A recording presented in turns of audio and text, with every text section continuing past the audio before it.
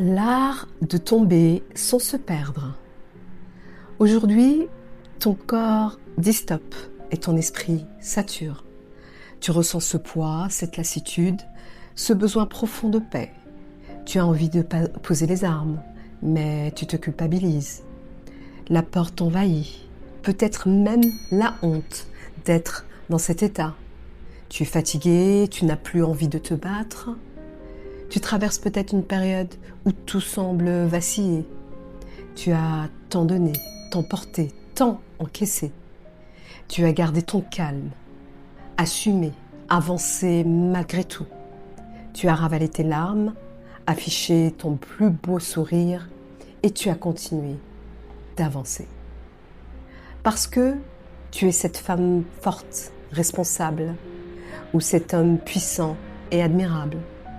Tu es respecté, admiré, parfois envié, souvent incompris ou incomprise.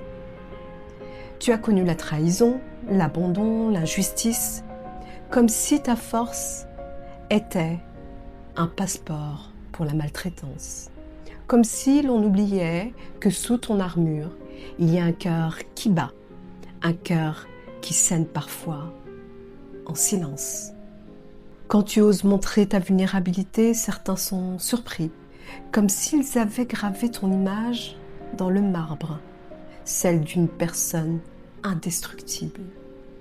Et tu comprends alors que cette vulnérabilité, tu ne peux pas toujours l'avouer, parce qu'on la rejette comme une faiblesse, comme une tare.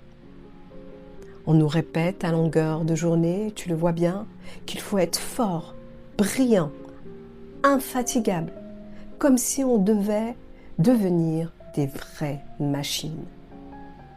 Mais ce que tu vis, tu sais ce que c'est? C'est le syndrome de l'homme, de la femme, pilier, celui ou celle qui porte tout le monde, tout le temps, qui assume les responsabilités émotionnelles, matérielles, éducatives, jusqu'à s'oublier soi-même, pas par choix, mais parce que la vie ne t'a pas toujours laissé le choix. Ta priorité, ce sont les autres, ceux que tu aimes, que tu protèges. Ta loyauté est d'ailleurs légendaire, inébranlable. Je pense aux parents solos, aux étudiants isolés qui assument études, travail, loyer et parfois relations en plus compliquées. Trop de responsabilités avant l'heure. Si tu te reconnais, c'est que tu souffres de suradaptation. Tu t'adaptes à tout, aux bonnes comme aux mauvaises situations. Ton slogan est devenu même « Il faut être fort, il faut tenir, il faut avancer ». Et je sais de quoi je parle. Pas le temps de s'apitoyer, ni de se plaindre. Alors tu luttes contre la vie, contre les autres, parfois même contre toi-même. Tu veux tout comprendre, tout contrôler, tout expliquer, tout gérer. Mais dis-moi, tu sais encore comment prendre soin de toi?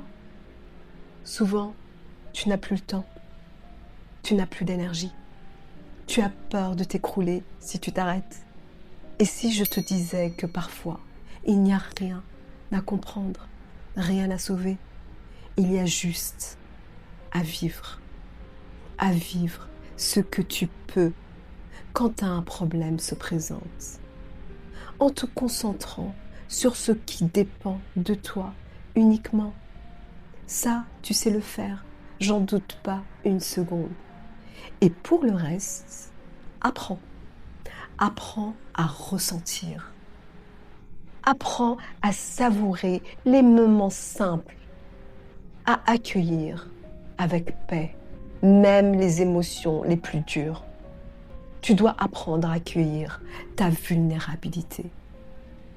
Pourquoi accepte-t-on de rire et de sourire quand tout va bien, mais on retient nos larmes et notre colère quand c'est plus difficile? C'est absurde, non? Tu trouves pas? Sache que ta vulnérabilité est vitale, elle est naturelle. C'est l'équilibre même d'une vie saine, physique et mentale. C'est là, entre ta force et ta fragilité, que naît la plus belle humanité. Ce que tu appelles tomber, la vie l'appelle renaître. C'est ce paradoxe qui te révèle ta vraie force brute.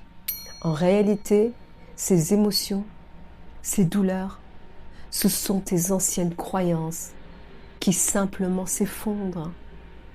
Comme si tu ouvrais enfin les yeux sur une vérité difficile mais libératrice. Toutes ces tensions dans ton corps, ta gorge nouée, la boule au ventre, la barre dans la tête, la douleur dans la nuque, ce sont des marqueurs, les traces de la trahison, du rejet, de l'humiliation, de l'injustice. Ton corps se souvient de tout. Ce que tu refuses d'admettre, il te le rappellera toujours. Ce trop plein d'émotions, c'est le signe que la vie veut faire de la place. C'est une sorte de purge, le moment de t'occuper de toi et vraiment, tu es comme une terre en jachère. Elle est triste peut-être, fatiguée, pas belle à voir, mais cette terre est vivante. Une terre en jachère, c'est une terre qu'on laisse reposer pour qu'elle se régénère. C'est exactement ce que ton corps réclame. Ce repos, lui, permet de retrouver sa fertilité. Comme toi, tu retrouveras ton énergie et ton goût à la vie. Ce temps de pause t'évitera l'épuisement, le burn-out, la dépression. Et il t'aidera à te débarrasser des mauvaises herbes, ces personnes, ces environnements, ces situations toxiques. La nature nous enseigne la sagesse du repos. Et ta vraie force réside là, dans l'acceptation de ta vulnérabilité. Ne la refoule pas, accueille-la. Sinon, elle parlera à travers ton corps, par des migraines, de l'eczéma, de l'insomnie, des douleurs. Ton corps parle avant tes mots. Il réclame la paix et le repos. Alors, respire. Sens ton cœur s'ouvrir. Sens ton ventre se détendre. Autorise-toi à lâcher prise. Se reconstruire, ce n'est pas que lumière et douceur. Parfois, c'est brut, c'est vivant, parfois douloureux même. C'est comme un accouchement pour qu'une nouvelle force naisse en toi. Autorise-toi à pleurer, à crier, à courir, à frapper ton oreiller si besoin. Ce sont des vrais actes thérapeutiques que tu poses. Chaque larme te rapproche de ton essence. Pleurer, ce n'est pas faiblir, c'est se réhumaniser, se purifier, se libérer. Maintenant, laisse ton corps parler. Tu as le droit de fléchir. Tu es humain, humaine. Laisse couler ce que ton corps n'a pas pu dire. Observe, sans te juger, ce nœud dans ton ventre, cette chaleur dans ta poitrine. Laisse-les se détendre doucement avec ta respiration, calme et détendue. Respire. Tes larmes lavent ce que ton silence a trop porté. Ton corps, ton cœur, ton esprit ont besoin de respirer. Ferme les yeux et respire encore. Sens la terre sous tes pieds. Elle t'accueille, elle te porte. Laisse ton feu intérieur s'apaiser, devenir lumière douce. Prends ce temps pour toi. Ce temps est sacré. Il te libère, il t'allège, il t'ouvre. Autorise-toi à être absent du monde un instant, à te recentrer, à te retrouver. Prends le temps qu'il faut, 2 jours, 2 semaines, peu importe. Et si la douleur dure, parle-en à un thérapeute, un psychologue, un sophrologue. Ce n'est pas un échec, c'est un cadeau que tu te fais. Ta santé mentale et physique sont les trésors, sont ta priorité. Ce n'est pas une chute, c'est une libération. C'est ton retour à la vie, ton nouveau souffle. Sois ta plus douce amie, jusqu'à ce que la lumière revienne derrière la pluie, jusqu'à ce qu'une lueur d'espérance recolore ton monde. Apprends à poser sur toi un regard plus doux. C'est ça la vraie force. Peu à peu, tu sentiras cette douleur devenir plus tendre. Elle t'aidera à traverser ton champ de renaissance. Et quand tes larmes auront assez coulé, tu te relèveras, plus vrai, plus libre. C'est ça la renaissance. Se relever sans masque, sans rôle, sans armure.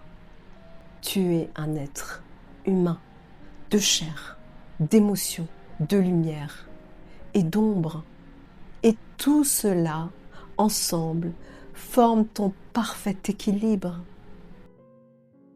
Voilà mon ami, si ces mots résonnent en toi, alors garde cette vidéo pour la réécouter.